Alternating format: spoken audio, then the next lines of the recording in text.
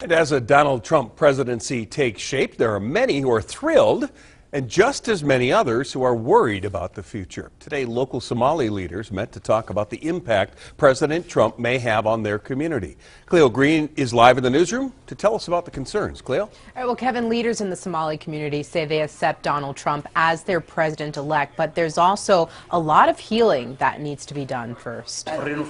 Somali leaders in the Twin Cities have a message for President-elect Donald Trump. He's the president of all Americans. We support him because we support this country.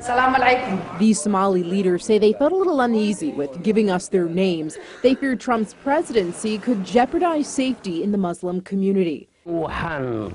This issue is we were rubber stamped and labeled in such a bad way that we don't keep the peace. He's talking about Sunday's rally at the airport, where Trump reiterated that he would block refugee resettlement in the United States and specifically targeted the Somali communities in the state. Here in Minnesota, you've seen firsthand the problems caused. We are your brother and sister. Don't attack us. We are family. That's it. Halima agreed to let us use her first name. She's lived in Minneapolis for the past 25 years, but says in the past few days, people have been treating her differently. Even when I drive, people, they talking to you like, not like before. Before they said hi, now they said, get out of here. Bad word. They talking to us. That's why the group here is planning future meetings to ease the fear of many Muslims. People are hurting. People are concerned.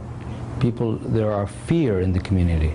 That's why I'm trying to calm them down. These leaders hope the rhetoric from the campaign doesn't become action against their community.